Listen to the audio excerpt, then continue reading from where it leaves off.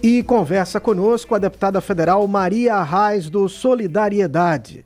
Vamos falar, dentre outros assuntos, sobre as pautas no Legislativo, também a homenagem ao ex-governador Miguel Arraes, que está programada para acontecer em uma sessão solene na Câmara no próximo dia 13 de agosto. Deputada, muito obrigado por atender a Cidade FM. Bom dia para a senhora. Bom dia, Vitor. Bom dia a todos os ouvintes da Cidade FM. É um prazer estar conversando com vocês nessa manhã de segunda-feira e a gente poder falar um pouco do mandato e também do cenário local, do cenário nacional. Eu agradeço mais uma vez o convite e a oportunidade.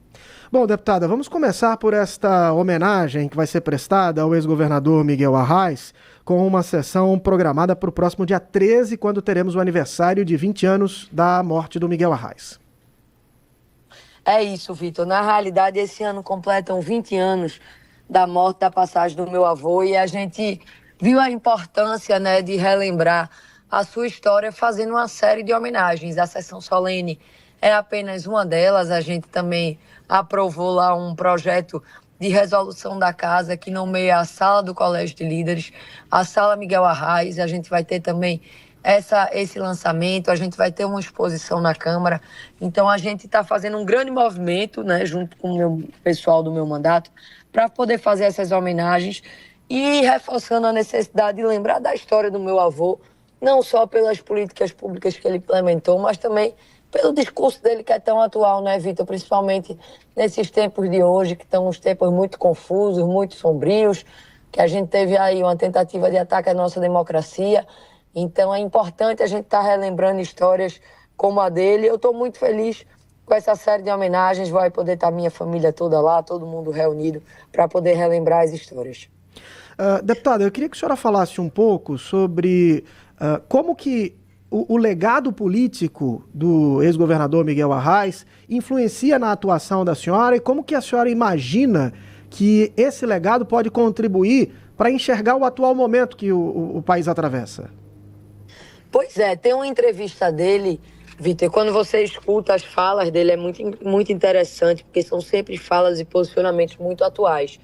E por isso é tão importante a gente estar relembrando, revisitando, lendo, ouvindo, conversando com pessoas da geração dele. E tem uma entrevista dele que diz que é importante a gente olhar para o passado para poder construir um futuro. Então, quando eu falo na minha visão pessoal, como deputada, como neta de Miguel Arraes, quando eu olho a história dele, é que me motiva e que me posiciona para construir os meus posicionamentos políticos dentro da casa. Então, cada voto que eu dou na Câmara, cada posicionamento, cada discurso que eu faço, cada forma como eu trato as pessoas, quando eu ando pelo estado de Pernambuco, são sempre pensando como seria se ele estivesse aqui, fazendo com que se ele gostasse do que ele visse. Porque é muito importante a gente ter um caminho para trilhar. E eu acho que ele deixou isso para mim, deixou isso para toda a minha família, que é um caminho que a gente fica mais fácil da gente não sair dele quando a gente sabe de onde veio e para onde quer ir. Então, eu vejo que isso não é só para mim, Essa semana mesmo, esse fim de semana eu tive na Zona da Mata, tive no Agreste, fiz agenda, e em todo canto que eu vou, mesmo 20 anos depois, as pessoas lembram da forma como ele tratava, da forma como ele falava, do que ele fez, de uma política pública que transformou a vida delas. Então, eu fico muito feliz de poder estar dando um pouco de continuidade, e de poder estar relembrando, estar reforçando, estar mostrando quem foi Miguel Arraes para as novas gerações. Deputada, eu queria saber da senhora se nesse momento também existe uma união familiar em torno do projeto para a eleição do João Campos para o governo do estado. Houve um momento em que a Marília Arraes esteve em campo oposto, numa disputa direta aí, entre familiares. A senhora acredita que agora existe uma união familiar em torno desse projeto e seria, na visão da senhora, aquilo que o seu avô gostaria de ver nesse momento? Sim, sem dúvida. Meu avô foi um grande pacificador, um grande dialogador da nossa família, Aquele que unia, que fazia questão de estar todo mundo junto. E eu tenho certeza que ele ficaria muito feliz, faz parte da política, Essas divergências. No campo político, óbvio, nunca no campo pessoal. E hoje ver a família toda reunida, inclusive a sessão solene também marca isso, a união de todos nós, vamos estar todo mundo lá, todos os meus tios. Eu acredito que dos 10 filhos do meu avô, só 2 não devem conseguir ir. Então vão meus primos, vão meus tios, e vai estar todo mundo reunido, não só por isso, né, Vitor? Porque o que a gente acredita na realidade é muito maior do que a nossa família. É um projeto de vida para o povo pernambucano. Se a gente quer transformar a vida do povo de Pernambuco, a gente precisa se unir para poder fazer diferente. Porque a gente tem visto aí como está o estado de Pernambuco, 2 anos que está esquecido, né? Que os números, por exemplo, da violência contra a mulher tem sido absurdo. No ano passado foram mais de 53 mil mulheres denunciando. E isso é um número que a gente sabe que não é real, porque muitas têm medo e não chegam nem a denunciar. Então a gente tem essa questão aí da violência contra a mulher que está aumentando. A gente tem a perda do protagonismo da educação pública em Pernambuco, que já chegou a ser destaque mundial. E hoje tem estudantes que... Meu Instagram mesmo é lotado de mensagem que viajaram em busca de realizar seu sonho e não recebem a ajuda do governo do estado em outro país, como no Chile. A gente tem visto uma dificuldade de articulação. Então, a partir do momento que a gente se une em torno do projeto político, no caso o de João Campos, é justamente acreditando que vai ser para transformar a vida das pessoas e retomar o protagonismo que Pernambuco já teve. Deputada Maria Reis conversa conosco. Deputada, hoje nós temos a volta aos trabalhos do Legislativo em várias casas pelo Brasil. Em Pernambuco não é diferente na Assembleia Legislativa e devemos ter a retomada também no Parlamento, no Congresso Nacional. O que a senhora imagina que é pauta principal hoje no Congresso Nacional, que deve ser aí a pauta em maior destaque para essa volta dos trabalhos? Vitor, eu estou muito preocupada com essa volta aos trabalhos, porque a gente tem visto grandes questões atingindo o nosso país, né? Como, por exemplo, o tarifaço aí do presidente Donald Trump. E o que eu tenho enxergado é que o Congresso, de uma maneira geral, tem pego pautas polêmicas para atrasar pautas sociais importantes. Então, eu acho que nesse segundo semestre é importante, eu como vice-líder do governo Lula, o próprio presidente Lula, todos os representantes do governo na Câmara, a gente faça um movimento para que a gente consiga retomar pautas sociais que façam a diferença na vida do povo. Porque não adianta a gente ficar discutindo polarização, ficar discutindo tudo isso, né, enquanto o Brasil está parado. Então, eu acho que a gente vai ter uma grande dificuldade, confesso, quando voltar. Eu acho que a oposição vai fazer um kit de obstrução grande para poder barrar projetos importantes, para poder impedir, para poder adiar. Então, eu acho que a gente vai ter uma dificuldade aí, mas eu tenho fé que com diálogo e com articulação a gente consiga aprovar, por exemplo, a reforma administrativa, consiga fazer a regulamentação da reforma tributária e projetos importantes que vão fazer a diferença na vida e no bolso do povo brasileiro. Bom, deputada, a oposição tem falado bastante, sobretudo depois do tarifaço, que a senhora mencionou há pouco, no projeto de anistia. Então, volta essa discussão. A senhora imagina que esse, então, deve ser o ponto, o travamento da pauta deve ser na tentativa de levar essa votação adiante. Qual a articulação do governo para evitar que essa votação, de fato, aconteça? Sem sombra de dúvidas, eu acho que esse vai ser o principal mote, né? Até porque, a partir do momento que o presidente Trump resolve tarifar um país todo em detrimento da anistia de uma única pessoa, que é o ex-presidente Jair Bolsonaro, a gente vê o tamanho do rombo que a gente se encontra, né? Então, tenho certeza que a oposição vai fazer esse kit de obstrução, colocando essa pauta na mesa, mas o governo federal tem se articulado, e principalmente quando a gente vê pesquisas que mostram o apoio ou não do povo brasileiro, tem visto que nem o povo tem concordado com a anistia. Então, acho que a principal voz da articulação do governo federal hoje é a voz do povo. E na Câmara isso também reflete muito, porque você sabe que a maioria dos deputados vota pensando na opinião pública e como seu eleitorado vai enxergar aquela votação. Então, a gente tem pensado e tem conversado com principalmente aqueles deputados de centro para poder fazer uma análise e adiar essa votação da anistia, que é um absurdo completo, né? E quando a gente fala sobre isso, eu volto a falar sobre a necessidade da gente relembrar a história do meu avô, porque é tudo o que ele representa, né? Uma defesa da democracia, resistência a ditadores. Então a gente está aí falando de um assunto atual, de dois assuntos atuais e que se interligam muito quando eu falo da homenagem do meu avô. Deputada, observando o cenário de momento, né, nós tivemos só neste final de semana uma fala do presidente Lula em um congresso do Partido dos Trabalhadores em que ele aponta uma candidatura desde que esteja bem de saúde e disse que está bem de saúde no momento. Do outro lado, apoiadores do ex-presidente Jair Bolsonaro que vão às ruas e pedem para que ele tenha condição de disputar as eleições e outras pautas mais. A senhora imagina que esse cenário de campanha, que parece um cenário de campanha permanente, compromete as negociações do parlamento? Parece que todos os seus pares estão com a cabeça em 26 já antecipadamente, deputada?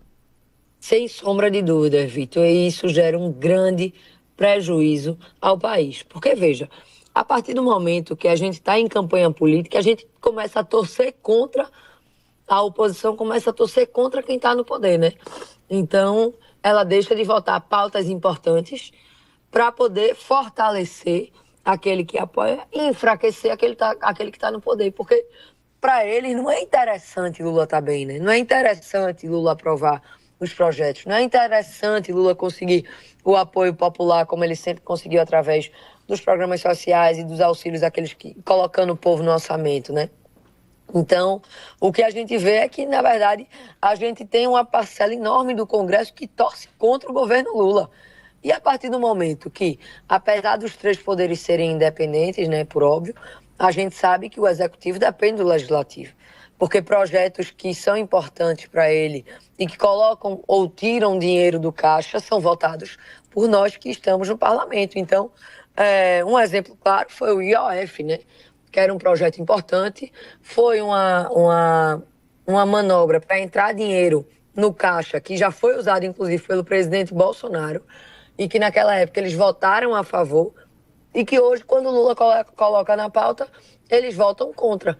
Por quê? Só para desestabilizar o governo, tirar dinheiro de caixa e não permitir que haja investimento no nosso país. Então, a gente vive em constante campanha, uma polarização extrema, com metade do parlamento que torce contra o presidente. Então, fica cada vez mais difícil governar.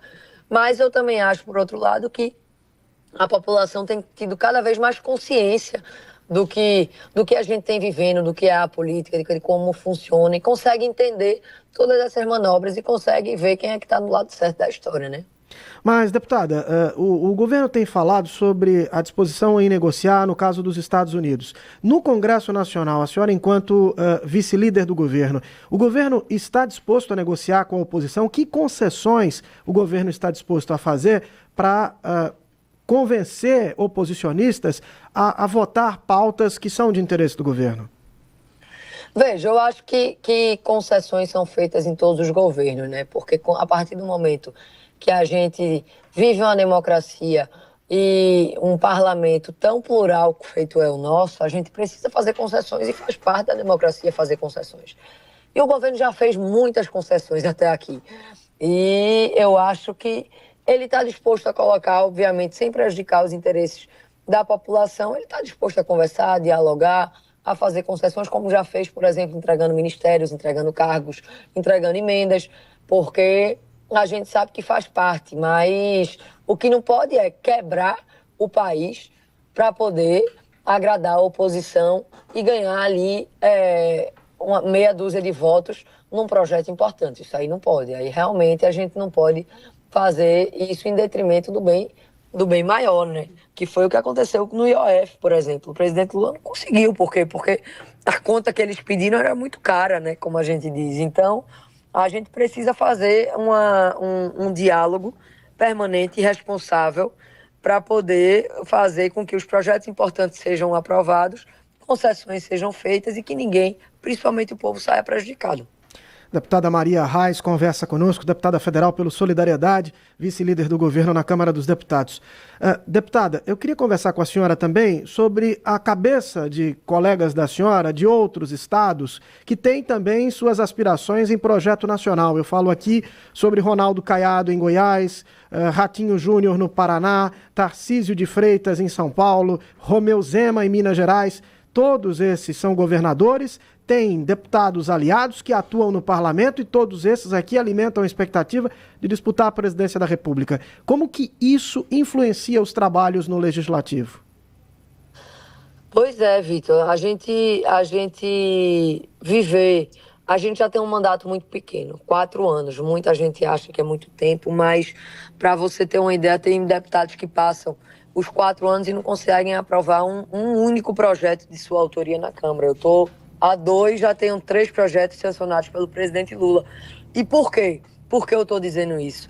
Porque nós temos pouco tempo para nos dedicar ao Legislativo, para entender todos os projetos que estão sendo votados, para estudar o que a gente está votando. E a partir do momento que a gente tem uma parcela grande, uma fatia grande do Congresso, que se elege em 2022, só pensando e planejando 2026, a gente consegue enxergar muito bem o dano que isso causa. Por quê? Porque se perde muito tempo e energia pensando nas eleições e se deixa de gastar com esse tempo, essa energia, seu pensamento, sua inteligência com o Congresso, né, com o Parlamento. Então, enfim, eu acho que isso é um prejuízo grande. Eu acho que, como dizia Ulisses Guimarães, se esse Congresso está ruim, aguarde para ver o próximo. Eu espero que a população brasileira abra os olhos, consiga estudar mais, analisar mais os deputados que ela está votando. Se for algum que já tenha mandato, veja como esse deputado votou, analise como esse deputado votou, para não piorar o que já está muito ruim. Então, a gente tem que ser eleito pelo povo para representar o povo e passar os 4 anos estudando, representando e votando com muita coerência e responsabilidade. E quem entra no parlamento, já querendo eleger um compadre, uma comadre, um parceiro,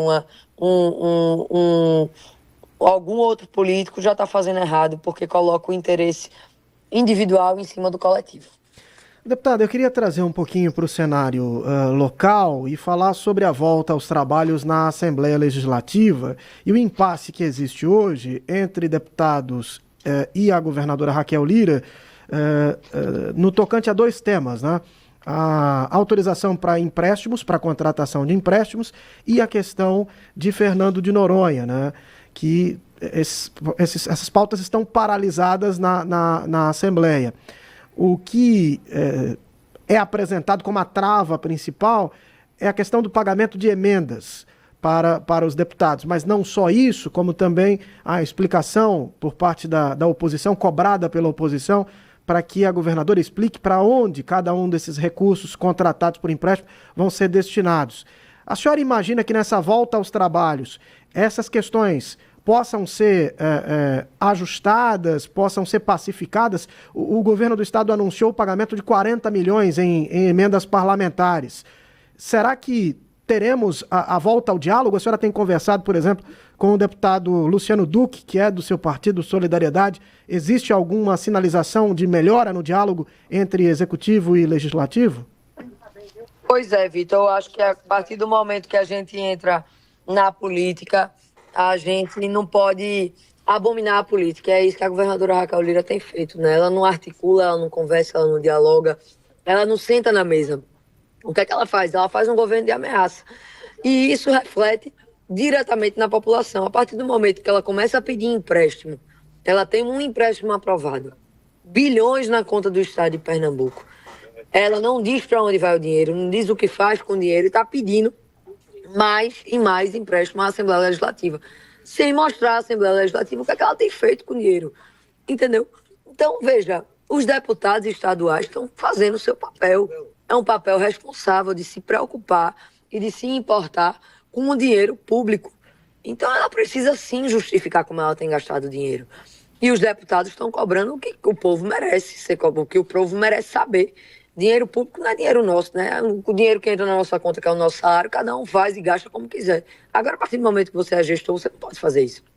Então, o que a gente tem visto é uma falta de transparência, uma falta de diálogo e uma falta de articulação por parte do governo do Estado.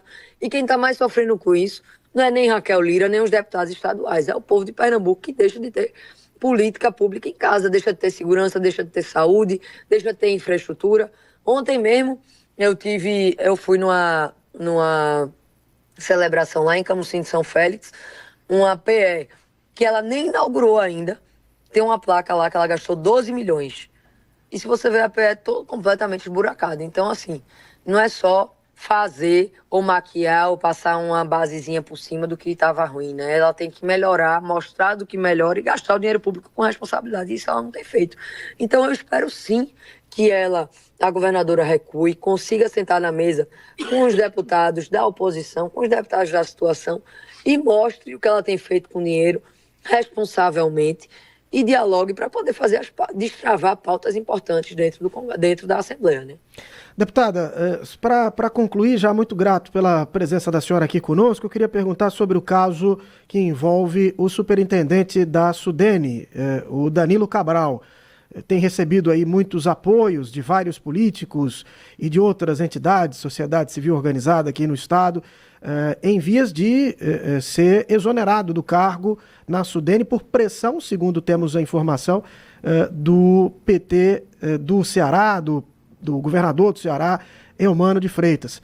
Qual é a posição da senhora em relação a essa possibilidade da saída do Danilo Cabral? A senhora pretende articular pela permanência dele, já que a polêmica criada envolve a busca por recursos para a Transnordestina na perna aqui de Pernambuco, né?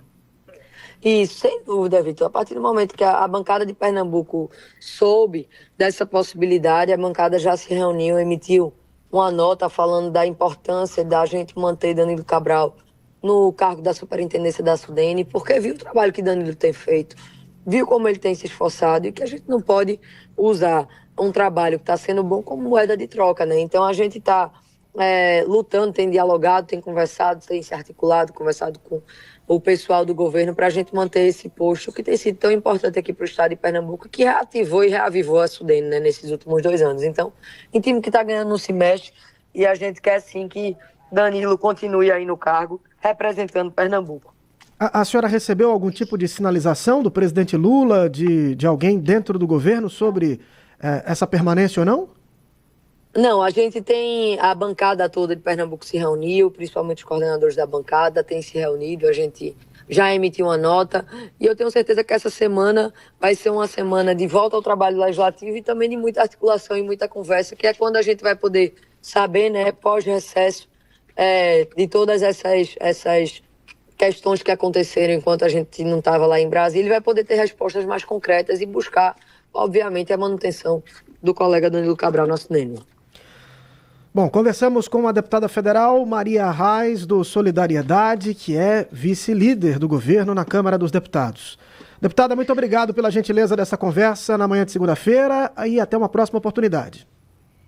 Vitor, eu que agradeço a todos que estão acompanhando a entrevista nessa manhã de segunda-feira. Quero desejar uma boa semana a todos vocês e pedir aí que quem gostou da entrevista, quem quiser acompanhar mais o nosso trabalho, saber como a gente tem se posicionado lá na Câmara, nos siga nas redes sociais, a gente está no Instagram, no TikTok, no Facebook, no Twitter, para vocês saberem, né, é importante saberem como os parlamentares do Estado têm se posicionado, têm votado, e a gente deixa isso tudo muito claro nas redes sociais, e hoje é um caminho importante de diálogo que a gente tem. Então nos acompanhem lá, que a gente está mostrando nosso trabalho e vai poder conversar cada vez mais. Obrigada, Vitor, obrigada a todo mundo.